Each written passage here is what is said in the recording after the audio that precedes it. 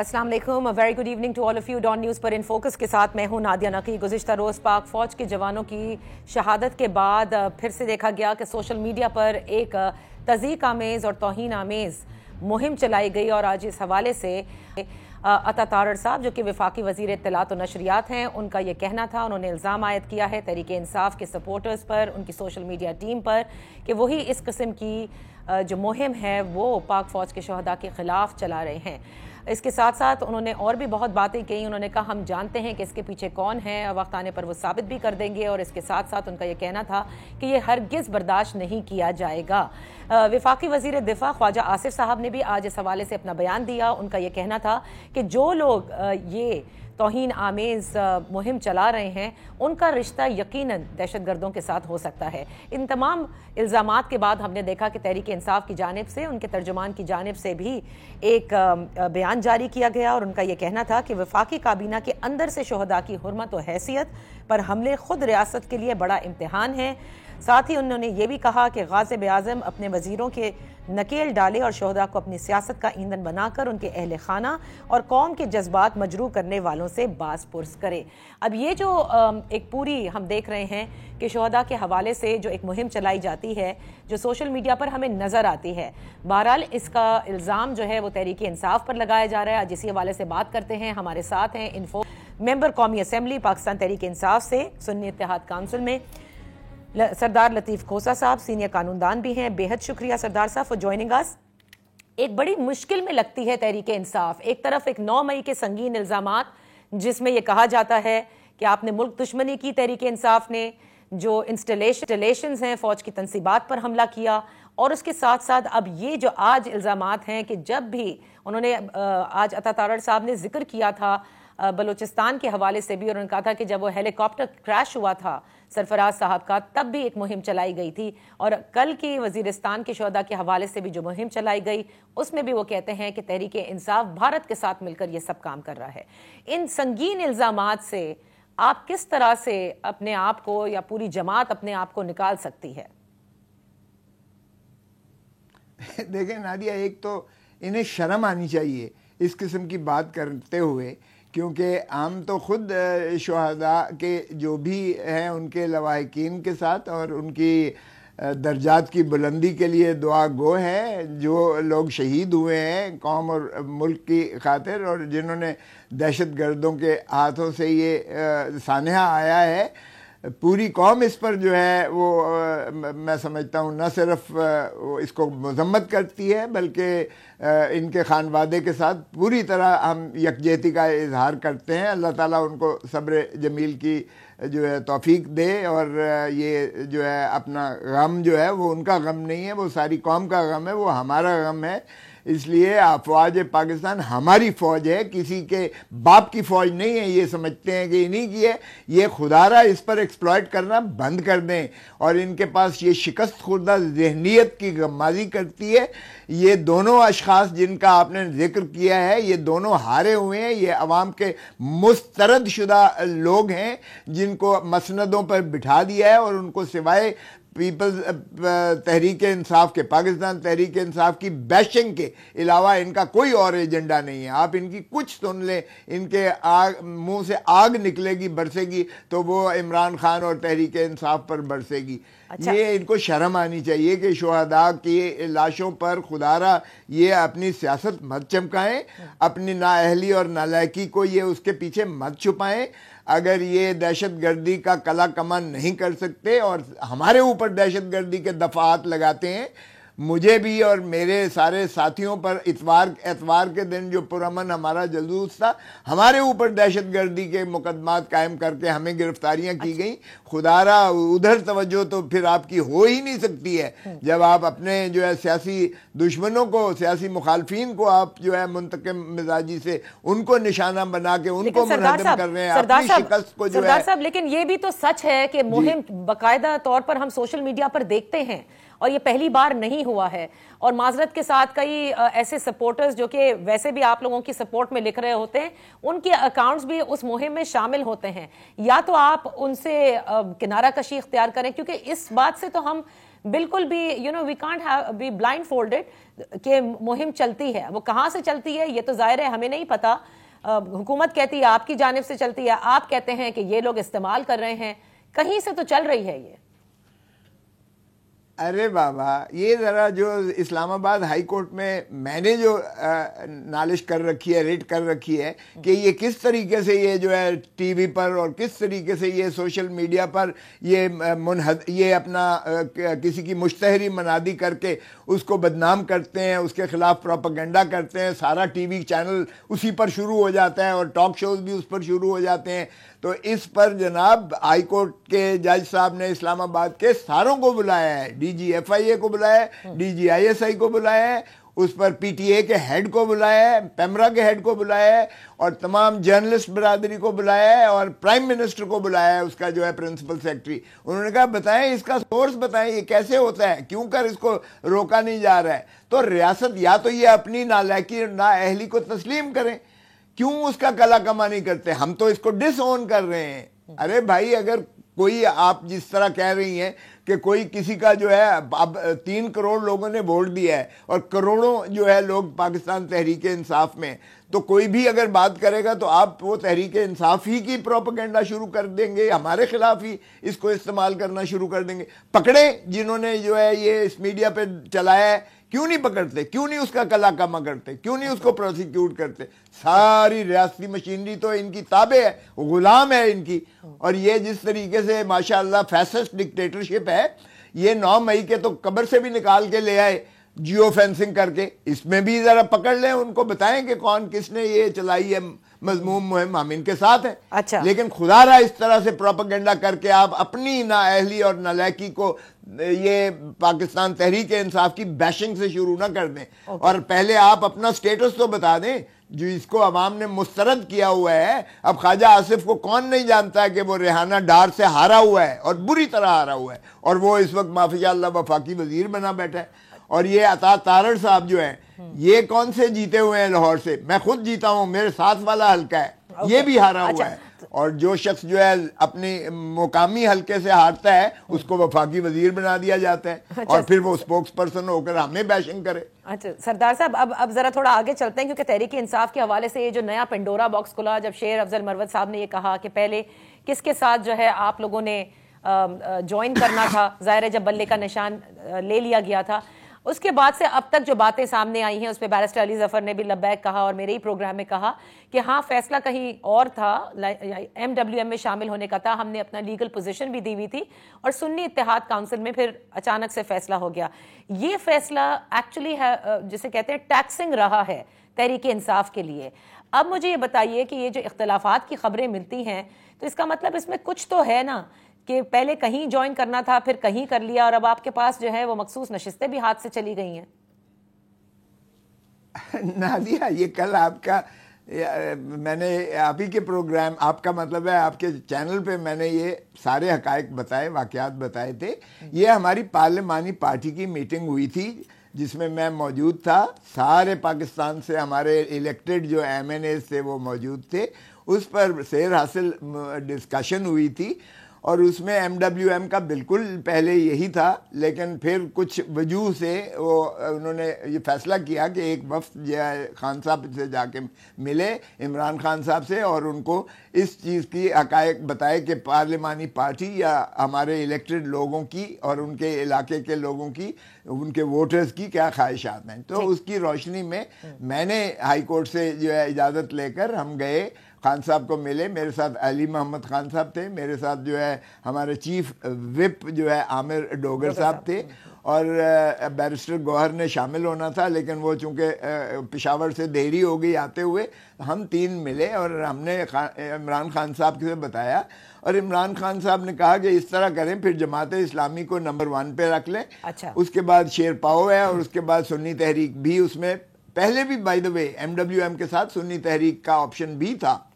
तो उसके बाद हमने चूंकि देखें दूध का जला छाछ फोंक कर पीता है। तो इसलिए हमने, चूंकि वो पहले हमारे साथ हाथ हो चुका था बल्लेबाज का, आपको पता ही है कि बल्लेबाज को बाद में इन्होंने उठा लिया था और हमारे जो है वो निशान बल्लेबाजी का हमें ना लेने दिया गया।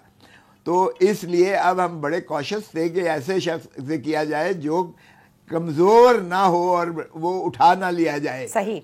तो इसलिए ये बात तय हुई थी और फिर हमारा ऑप्शन जो है, हमने सारों के साथ बातचीत गुफ्तो शुनीद की, लेकिन बिल आखिर हमारा सुन्नी इत्तेहाद के साथ हुआ। इसमें कोई ऐसी दो आरा नहीं है, ना कोई इख्तलाफ राय है। हाँ, अलबत्ता ये अदालत ने हमारे साथ जो है, चूंकि हमें ना मिला, तो अब बातें हाइंडसाइट में, ओके, बट हाइंडसाइट में क्या ये कहीं आप लोगों में पार्टी में ये डिस्कशन है, ये जिसे कहते हैं कि ये एक गलती थी, क्योंकि अब आपकी मखसूस नशिस्तें एक मुश्किल में पड़ गई हैं। आप लोग चैलेंज जरूर करेंगे सुप्रीम कोर्ट में पेशावर हाई कोर्ट का फैसला, लेकिन ये एक गलती साबित हुई लीगली।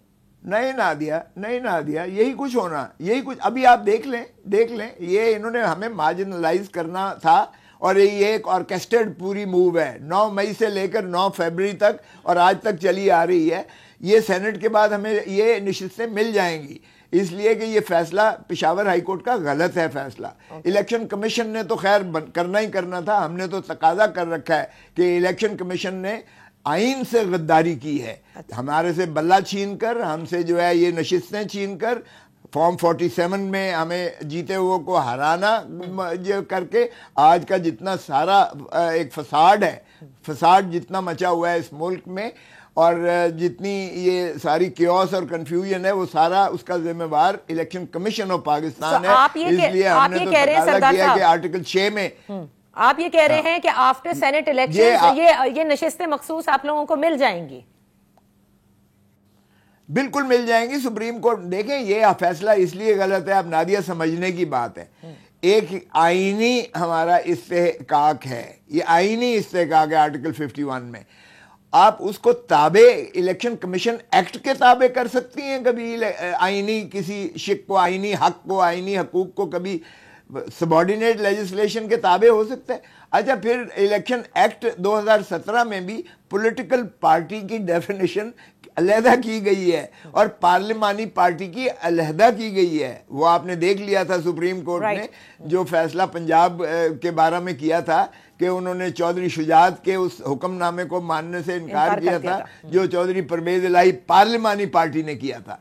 तो इसलिए पार्लिमानी पार्टी नहीं, वहां पॉलिटिकल पार्टी है। पॉलिटिकल पार्टी को ये सीटें, ये जो है उनको स्पेशल सीट्स मिलनी है, पार्लिमानी पार्टी नहीं है।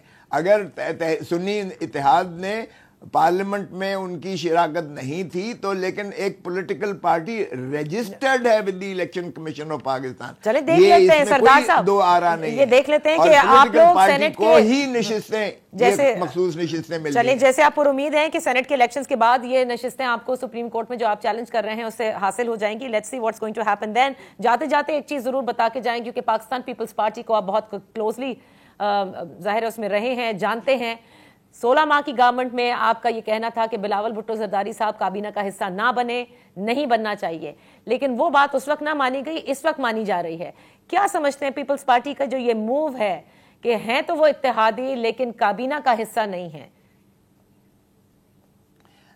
देखें, छुपते भी नहीं, सामने आते भी नहीं, लेकिन ये ऑप्शन उन्होंने इसलिए ओपन रखा है।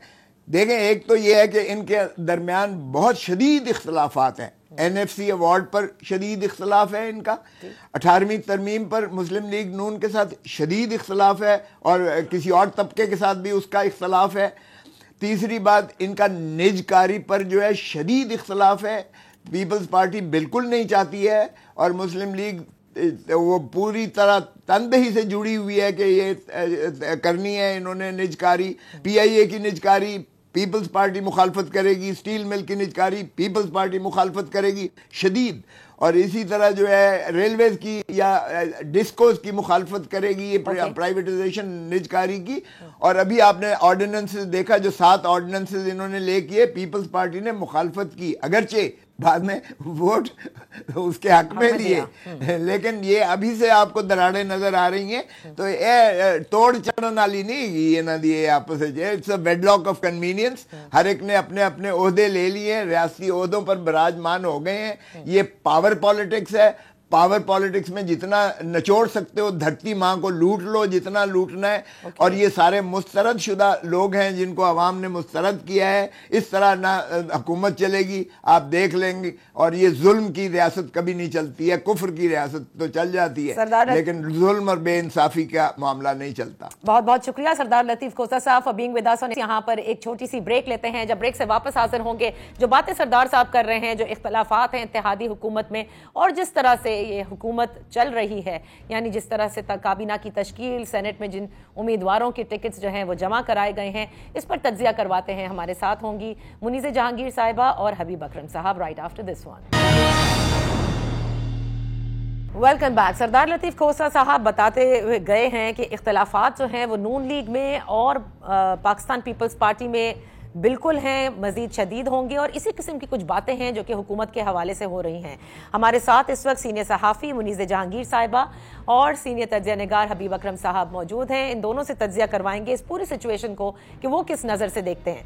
मुनीज़, पहली दफ़ा है कि पाकिस्तान मुस्लिम लीग नून की हुकूमत तो है अपनी जगह, शहबाज शरीफ साहब एज प्राइम मिनिस्टर, एक काबीना की तश्कील भी हो जाती है, तब भी ये लगता नहीं कि ये नून लीग की हुकूमत है, क्योंकि जो काबीना की तश्कील जिस तरह से हुई और जिस तरह से अब सेनेट के अंदर उम्मीदवारों के टिकट्स जमा कराए गए, आखिर इस हद तक जो झुकाव हम देख रहे हैं पाकिस्तान मुस्लिम लीग नून में, या ये कहूं कि जिस तरह से वो डिक्टेशन ले रहे हैं, उसकी असल वजह है क्या? देखिए, उसकी असल वजह तो ये है कि इट्स अ गवर्नमेंट जो सिंपल मेजॉरिटी के नतीजे में नहीं बनी। ये तो ये खुद अपने मुंह से कह रहे हैं। तो दूसरी तरफ हम ये भी देखते हैं कि जिस किस्म की एलिगेशंस लगे हैं रिगिंग के, अब जाहिर है वो तो जब मामला ट्राइब्यूनल में जाएंगे तो वो पता चलेगा कि सही थे या गलत थे। मगर बहरहाल अगर आप उनको अलग भी रखते हैं और आप इमरान खान साहब की सीटों को देखें और नून लीग की सीटों को देखें तो उसमें फ़र्क तो है। तो जो एक सबसे वाज़ेह जो अक्सरियत मिली है वो तो पीटीआई को मिली है। आप रिगिंग एलिगेशंस को अलग रखते हैं और जो वो क्लेम करते हैं वो भी बहुत ज़्यादा क्लेम करते हैं, तो उसको अगर आप अलग रखें तो वो कॉन्फिडेंस तो नहीं है पाकिस्तान मुस्लिम लीग नून के अंदर कि वो एक वाज़ेह अक्सरियत बना रही है, जिसके नतीजे में उन्होंने कुछ कॉम्प्रोमाइज़ेस भी किए। अब क्या ये हाइब्रिड रजीम का तसलसल है? अनफॉर्चुनेटली है, क्योंकि आप देखें कि किसी भी हुकूमत के लिए जो सबसे अहम मिनिस्ट्री होती है वो वज़ीर ख़जाना होती है, और दूसरा जो वज़ारत ख़जाना होती है और वज़ारत दाखिला होती है, और दूसरी वज़ारत खारजा, तीसरी वज़ारत खारजा होती है। वज़ारत खारजा तो उन्होंने अपने पास रख ली है, मगर ये दो वज़ारतें जो हैं वो उन्होंने टेक्नोक्रेट्स को दी हैं। अगर आप सेनेट की तरफ देखें तो उनके पास ये ऑप्शन था कि वो पाकिस्तान मुस्लिम लीग नून की तरफ से जो है सेनेटर्स बन सकते थे, मोहसिन नकवी साहब या मोहम्मद औरंगजेब साहब, मगर उन्होंने ये जो है प्रेफर किया कि वो आजाद उम्मीदवार के तौर पे इलेक्शन, सेनेट का जो इलेक्शन है वो लड़े। So it's almost like a snub to the PMLN, and I think it's very unfortunate that एक गवर्नमेंट जो है वो आई तो है, उसने कमान तो संभाला है, मगर कमान जो है दोनों हाथों में नहीं है। एक हाथ से कुछ संभाला हुआ है, दूसरा हाथ तो किसी और को दिया। अच्छा, अभी आप इसको किस तरह देख रहे हैं? क्या ये नतीजा 8 फरवरी के बाद का है? क्योंकि 8 फरवरी से पहले पाकिस्तान मुस्लिम लीग नून के बड़े सीनियर लोग ये कहा करते थे क्लोज महफिलों में कि हम जो हैं वो एक तरह से सेवियर हैं अगेंस्ट तहरीक इंसाफ, लिहाजा हमारे मामलात तो बिल्कुल सेट हैं। लेकिन ये किस किस्म के मामलात सेट हुए कि आखिर में जिस तरह से मुनीज़े कह रही हैं कि एक हाथ जो है वो कहीं और दिया हुआ है उन्होंने, और जिस तरह से टेक्नोक्रेट्स की सीट्स के ऊपर इंडिपेंडेंटली आपने अपनी इंपॉर्टेंट वजारतें भी दे दी हैं। वो एक शेर है कि अपने दोनों हाथ निकले काम के, दिल को थामा उनका दामन थाम के। बात यह है कि जब आपके पास फ्री एंड फेयर इलेक्शन के नतीजे में हासिल करदा सीटें हों तो फिर आप अपनी बात भी मान सकते हैं और आपका मैंडेट आपके पास होता है, तो लिहाजा कौम भी आपके पीछे खड़ी होती है। 8 फरवरी को जो हुआ उसके अब जैसे जैसे वो इलेक्शन खुल रहा, खुद इन्हीं की जारी करदा दस्तावेजात से खुल रहा है कि जनाब नवाज शरीफ साहब के आप देख लीजिए कि उनके हल्के के फॉर्म 45 उसमें कितने सारे फॉर्म 45 हैं, उनके वोटों के साथ एक का इजाफा किया है, यानी 203 है तो 1203 हो गए, और 400 है तो 1400, और जितने भी सपोर्ट करते हैं फॉर्म 45 जनाब नवाज शरीफ साहब को, उनकी अगर आप खूबसूरती उनके अंदर देखिए कि जहां जहां कटिंग हुई है, जहां जहां इलेक्शन कमीशन के कारपरताजों ने इस्लाह की कि रिजल्ट जो है वो बदल दिया है, तो आप वहां पे देखिए कि वो सब के सब फॉर्म जो है वो नवाज शरीफ साहब को सपोर्ट करते हैं। इसी तरह आप एहसन इकबाल साहब के हलके के जो जावेद तालू साहब हैं, वो भी लेके फिर, और एहसन इकबाल साहब वजीर हैं। इस्लामाबाद में किसके पास मैंडेट है ये सब जानते हैं, और इस्लामाबाद के मैंडेट के नतीजे, इलेक्शन के नतीजे में कौन असेंबली में बैठा हुआ है ये भी सब जानते हैं। तो लिहाजा जब आपके पास मैंडेट नहीं होता तो फिर आप सहारों से काम चलाते हैं, फिर आपके अंदर तो अपने पैर पे खड़ा होने की ना ताकत होती है, ना तबीयत में वो इस्तेहकाम होता है कि आप सीधे हो सके। तो अब झुक झुक के हर दरवाजे पे हित्ता तुम कहते हुए इन्होंने गुजरना है, और लिहाजा अब वही हम देख रहे हैं कि जैसे मुनीज़े ने कहा, वजारत दाखिला और वजारत खजाना किसी भी हुकूमत के सिग्नेचर्स होते हैं पाकिस्तान जो किसी भी मुल्क के निजाम पे होते हैं।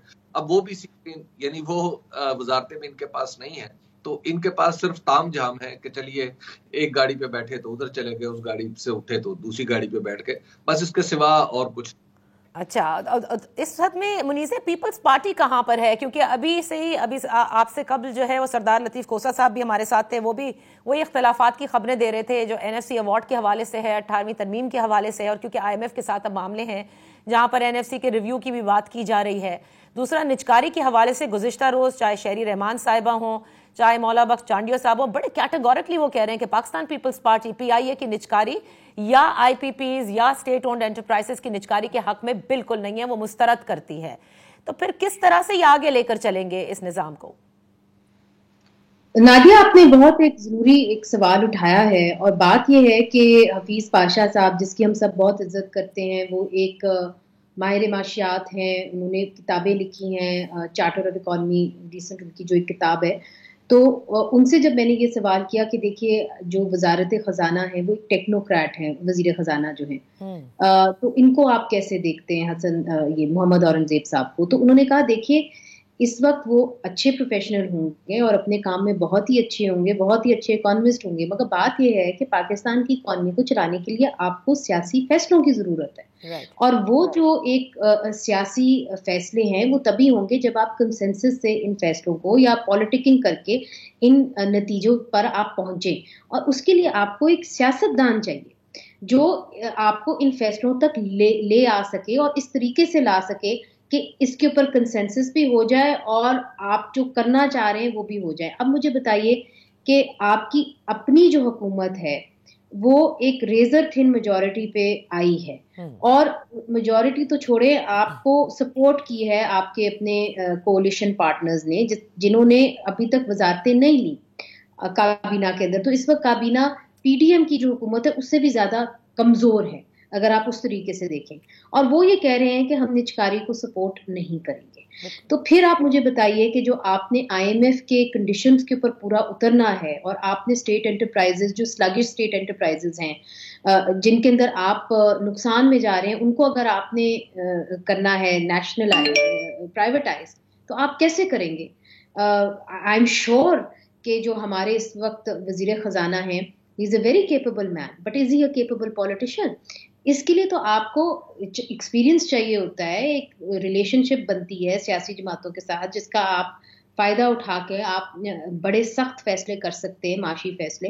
तो मेरा ये ख्याल है कि बड़ा दुख होता है नादिया कि इस बार भी सियासतदानों को काम करने नहीं दिया गया, चाहे वो हुकूमत में है चाहे वो अपोजिशन में है, और यही वजह है कि पाकिस्तान की इकॉनमी जो है वो भी इसी तरह अनसर्टेनिटी पे ही चलती रहेगी, क्योंकि सियासी फैसले जो हैं वो टेक्नोक्रेट्स माजरत के साथ नहीं कर सकते। अच्छा, और ये जो सियासी फैसले आपने कहा टेक्नोक्रेट्स और इंडिपेंडेंट तौर पर इन्होंने ज़ाहिर है अपने कागजात जमा कराए हैं, इससे ये भी वाज़ेह होता है कि वो कहाँ से चलाए जाएंगे, शायद वो सियासी फैसले वो कर सकें, वो सख्त फैसले कर सकें जो कि सियासतदान ना कर सके। But at the end of the day यही बात जो आपने कही है कि सियासतदान जो हैं वो कहीं पीछे रह गए हैं और एक मरतबा फिर से हम देख रहे हैं कि हुकूमतें कहीं और से चलाई जा रही हैं। एक ब्रेक ले लूं हबीब, फिर यहीं से हम अपनी गुफ्तगू का आगाज करेंगे। Welcome back. मुनीज़ जहांगीर साहिबा, हबीब अकरम साहब, दोनों सीनियर तजिया निगार हमारे साथ हैं, जिससे बात हो रही है इस वक्त की जो हुकूमत चल रही है और शहबाज शरीफ साहब और उनकी काबीना पर जिस किस्म का क्रिटिसिज्म है। हबीब, क्योंकि ये बात हो रही थी कि ये इसका मतलब कहीं और से चलाई जाएगी और इन्हें लब्बैक कहना पड़ेगा हर चीज़ पर, लेकिन एक अगर थिन रेजर मेजॉरिटी से ये हुकूमत कायम हुई है तो दूसरी जानिब तहरीक इंसाफ की शक्ल में एक स्ट्रॉन्ग ऑपोजिशन आपके पास मौजूद है। वहां से आप क्या समझते हैं कि बानी तहरीक इंसाफ इस वक्त यानी इमरान खान साहब कहां गलती कर रहे हैं कि अभी भी सियासी जमातों के साथ, जैसे मुनीज़े कही थी कि अफसोस होता है सियासतदानों को देखकर कि वो आज भी अपने फैसले खुद नहीं ले सकते, उनकी गलती आपको लगती है इस वक्त भी है कि there should be some ways to mend ways with the other political parties, ताकि निज़ाम जो जमहूरी है वो उसी तरह से चलाया जा सके जिस तरह से चलाया जाना चाहिए? देखिए, एक तो ये जो आपने लफ्ज जमातों इस्तेमाल किया है, मैं थोड़ा सा इससे इस पर मुझे थोड़ा सा एतराज है। उसकी वजह यह है कि अब पाकिस्तान में जमातें नहीं रहीं। पाकिस्तान में बुनियादी तौर पर दो सियासी जमातें हैं। एक सियासी जमात है पाकिस्तान तहरीक इंसाफ और दीगर सियासी जमातें दरअसल एक ही जमात में ढल चुकी हैं। आप देख लीजिए, आप कभी हमने ये तस्वुर नहीं किया था कि पाकिस्तान मुस्लिम लीग नून और पीपल्स पार्टी, जिनके दरमियान बहुदुल मशरिकैन था, एक जमाना आएगा कि एक दूसरे के साथ इतनी घुल मिल जाएंगी कि इनमें से एक को दूसरे से जुदा करना मुश्किल हो जाएगा। तो लिहाजा ये तो एक जमात हो गई। उसके बाद आप एमकेएम को देख लीजिए कि मुत्तहिदा कौमी मूवमेंट के बारे में हम उसको मिडिल क्लास की पार्टी समझते थे, एक अलग सीजन समझते थे सियासत का, लेकिन वो भी अल्टीमेटली आके इसी धारे में मिल गई। और बाकी अब सिर्फ एक पार्टी थोड़ी सी बाहर नजर आ रही है, मौलाना फजल रहमान की, जमीयत उलमा इस्लाम। तो वो भी, उसमें भी आप देख लीजिए कि अभी जो सेनेट के इलेक्शन हुए हैं, जो जिमनी इंतखाबात हुए थे सेनेट के कुछ सीटों पे, उस पर किस तरह जमीयत उलमा इस्लाम और पीपल्स पार्टी ने आपस में एक दूसरे को सपोर्ट कर दिया। और फिर अभी कुछ ही अरसा पीडीएम की सूरत में जमीयत उलमा इस्लाम भी इनके साथ ही थी। तो लिहाजा ये कहना कि पाकिस्तान की या बानी पीटीआई को जमातों के साथ मामला करना है, ये दरअसल सबके सब एक ही जमात है। तो इनमें से किसी एक के साथ भी मामला क्यों किया जाए और किस कॉस्ट पर किया जाए। अब सवाल यहाँ पे दूसरी बात यह है कि जो बानी पीटीआई है वो क्या रहे हैं, वो चंद उसूली बातें है ना जो वो कर रहे हैं। यानी पाकिस्तान के अंदर दस्तूर के मुताबिक काम चलने चाहिए, इस पे किसी को क्या एतराज है? इस पे क्या ये नेगोशिएबल बात है? उस तरह पाकिस्तान में इलेक्शन फ्री एंड फेयर होना चाहिए, क्या ये नेगोशिएबल बात है कि इस पे इलेक्शन फ्री एंड फेयर होना, इसका तकाजा करना, या अगर इलेक्शन में कोई खराबी है, आलूदगी है, कंटेमिनेशन है तो उसको दूर करना, क्या ये कोई इस पे ये नेगोशिएबल बात है कि इस पे आप कहें मैं आपसे ये सौदा करूं कि चलिए जी आपने मेरी जो 20 सीटें ली थी आप 10 रख लें, 10 मुझे दे दें? क्या ये इस चीज का नाम नेगोशिएशन है? देखिए, पाकिस्तान इस वक्त जहां पर खड़ा है, जहां पर हमारी मईशत पहुंच चुकी है, जिस तरह हमारा ह्यूमन डेवलपमेंट इंडेक्स नीचे की तरफ जा रहा है, हमें पाकिस्तान को आगे ले जाना है। और ले जाने का वो तरीका बहरहाल नहीं है जिस तरीके से ये हुकूमत बनाई गई है या जिस तरीके से ये हुकूमत चलाई जाने का प्लान हो रहा है। पाकिस्तान को जौहरी तब्दीलियां करनी है अपने अंदर, अपने निजाम के अंदर, अपने गवर्नेंस के सिस्टम के अंदर और अपने तालीमी निजाम के अंदर। क्या ये हुकूमत वो कर पाएगी? ऐसा कभी भी नहीं हो सकता। तो लिहाजा मुझे ऐसे लगता है कि हम एक दफा फिर कई साल की फटीग के बाद हम एक नए दाखिल हो रहे हैं मुश्किलात के। वो जैसा मुनीर ने कहा था कि एक और दरिया का सामना था मुनीर मुझको, एक दरिया के पार उतरा तो मैंने देखा। ये अब एक और दरिया है जो हमें बिला वजह अबूर करना पड़ रहा है, सियासी अदम इस्तेहकाम का। और जब तक ये अदम इस्तेहकाम रहेगा हमारी मईशत भी नहीं खड़ी रहेगी। उससे भी कोई तवक्को नहीं की जा सकती कि वहां पे कुछ वंडर्स हो जाएंगे। सही मुनीसे, लेकिन जो बात हबीब अकरम कर रहे हैं तो मेरे नजदीक 2018 में भी यही सब कुछ था और इसी तरह से 2024 में भी यही सब कुछ हो रहा है। और जब हम बात करते हैं इमरान खान साहब की, जैसे हबीब ने कहा कि क्या ये नेगोशिएबल बात है, लेकिन उनके हवाले से भी जो रिपोर्ट होता है अडियाला से वो यही होता है कि वो कहते हैं कि मैं तो बात करने को तैयार हूं, अगर कोई आगे से बात ना करे तो मैं क्या कर सकता हूं।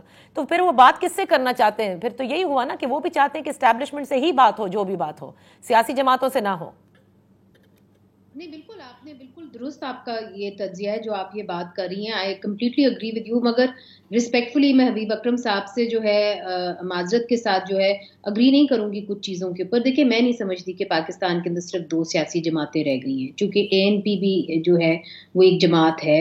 आप छोटी जमातों को क्यों भूल जाते हैं? BNP भी एक जमात है, उसका भी अपना नजरिया है। PK मैप एक जमात है, पाकिस्तान पीपल्स पार्टी एक जमात है, PMLN का अपना अलग मंशूर है, और माजी में भी तो ये इकट्ठे हुए हैं। आप क्या आप भूल गए हैं कि 2008 में आमरीत का एक लंबा दौर था, उसके बाद जो है चार्टर ऑफ डेमोक्रेसी साइन हुई और फिर ये दो जमातों ने इकट्ठे मिलकर हुकूमत बनाई थी।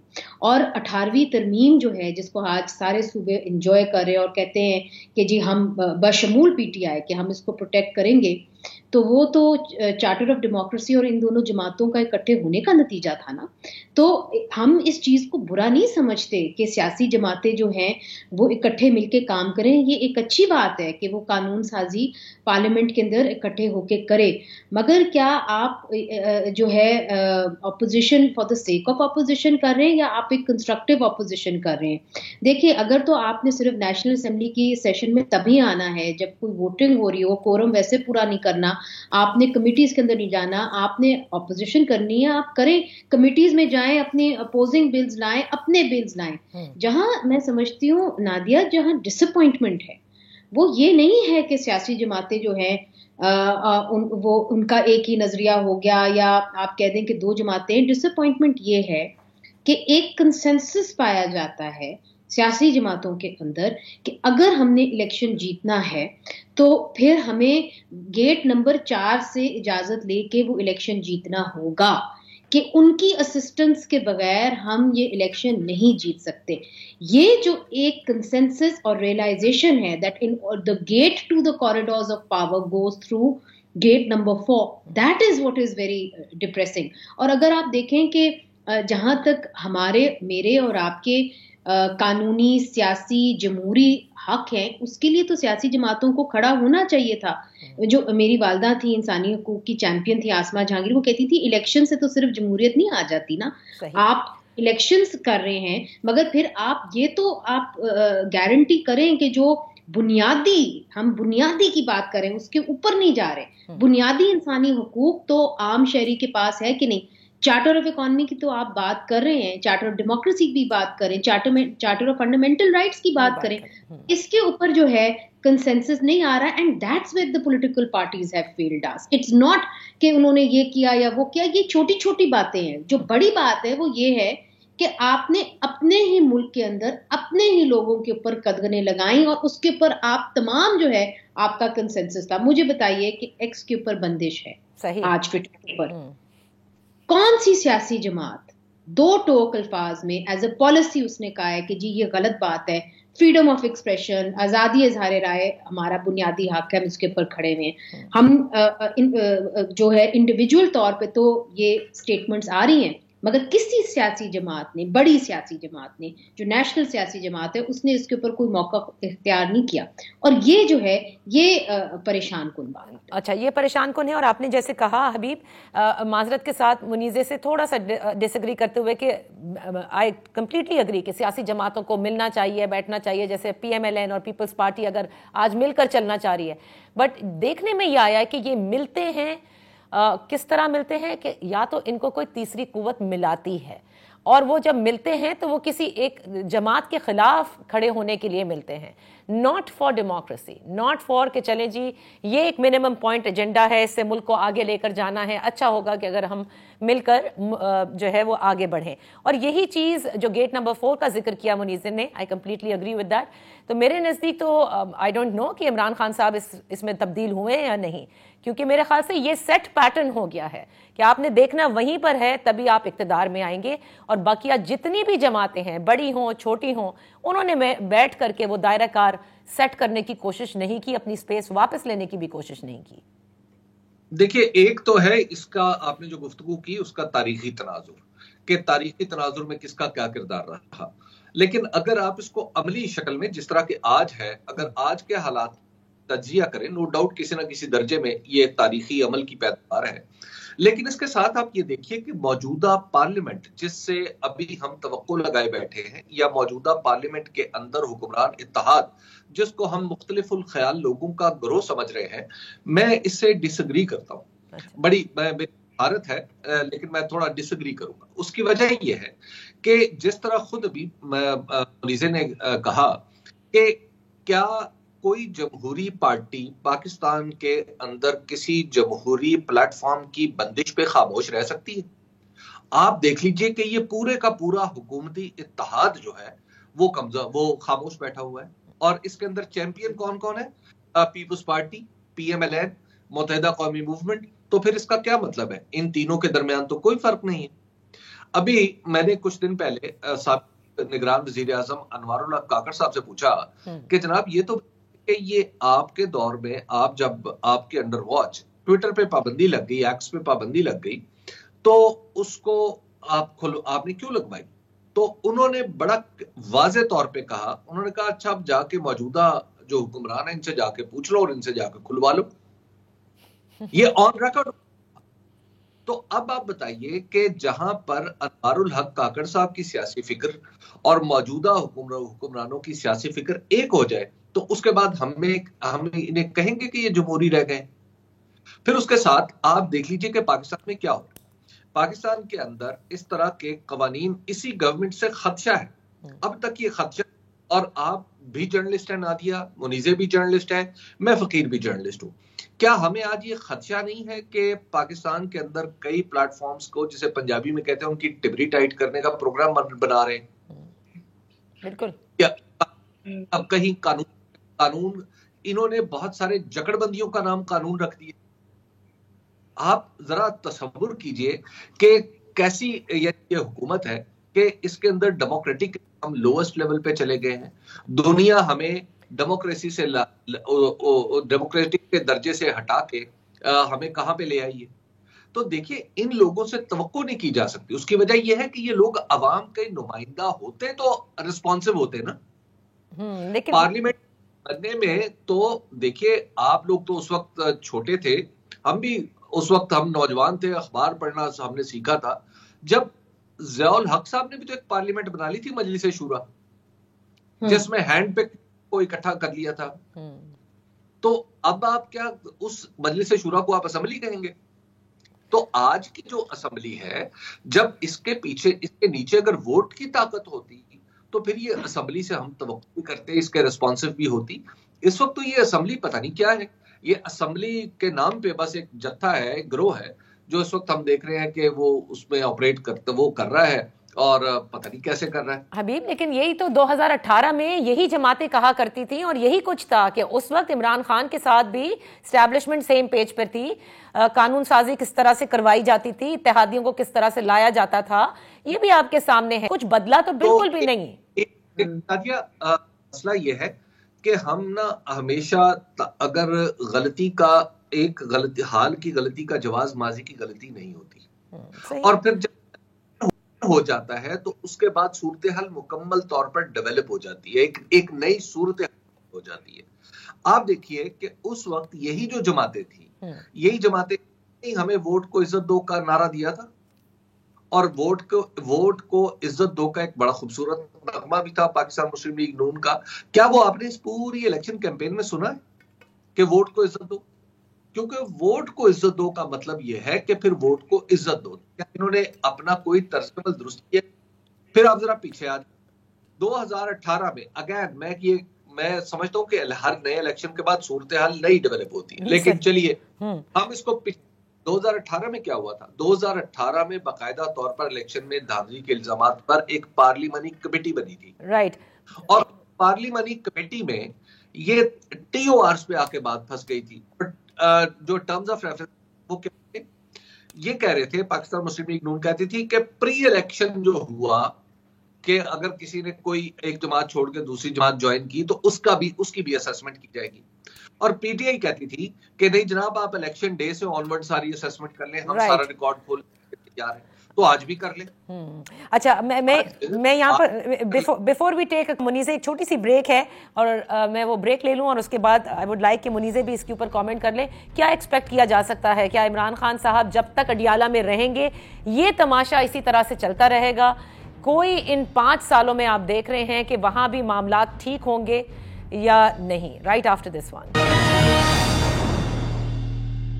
Welcome back Munisa, I am just coming to you straight away कि आप क्या समझते हैं कि बगैर अडियाला में तहरीक इंसाफ के बानी के मामला जब तक हल नहीं होते ये 5 साल बड़े मुश्किल रहेंगे इवन मौजूदा हुकूमत के लिए, और ये सिर्फ बातें रह जाएंगी अगर कहा गया कि चार्टर ऑफ मुफाहमत होनी चाहिए, चार्टर ऑफ इकोनॉमी होना चाहिए, अनलेस एंड अनटिल बात नहीं होती। जी बिल्कुल, आपने दुरुस्त कहा। मैं भी ये समझती हूँ कि जब तक एक कंसेंसस, सियासी कंसेंसस नहीं होता, वो पहले होना होगा, उसके बाद ही आप किसी किस्म का माशी कंसेंसस कर सकेंगे। और जब तक आप सर्टेनिटी नहीं लाएंगे, पॉलिटिकल सर्टेनिटी नहीं लाएंगे, तो कैसे इकोनॉमिक सर्टेनिटी आएगी? मगर एक बात मैं जरूर नादिया साहिबा ये कहना चाहती हूँ कि हम हमेशा सियासतदान को ही जो है पकड़ते हैं, मगर कोई भी ये नहीं पूछता और कोई भी बात नहीं करता इस्टेब्लिशमेंट की। मैं तो समझती हूँ कि इस मुल्क के अंदर चाहे वो इमरान खान साहब हों, चाहे वो नवाज शरीफ साहब हों, ये लोग विक्टिम्स हैं। चूंकि पाकिस्तान एक ऐसा मुल्क है जहाँ पे जमहूरी सियासत करना बहुत ही मुश्किल है।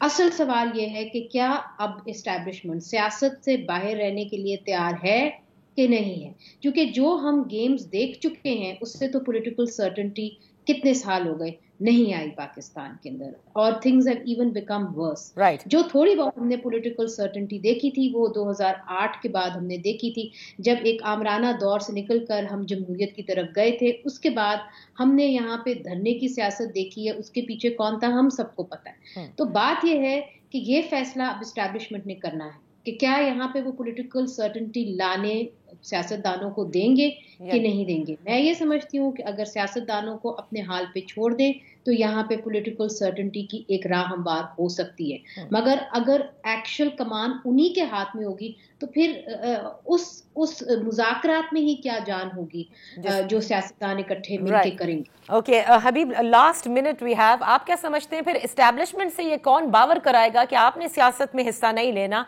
Let it be with the politicians? देखिए, ये तो बड़ा टाइम टेकिंग प्रोसेस है। इसमें तो अगर ये इलेक्शन फ्री एंड फेयर हो जाता तो शायद बहुत सारी चीजें ठीक हो जाती। हमें एक फ्री एंड फेयर इलेक्शन चाहिए, उसके बाद ही शायद हम अपने एस्टैब्लिशमेंट को ये बावर कराने में कामयाब हो सकेंगे कि ये मुल्क बेहतर चलता है अगर ये सिर्फ सियासतदानों का काम हो और अवाम की मर्जी के सियासतदानों का काम हो।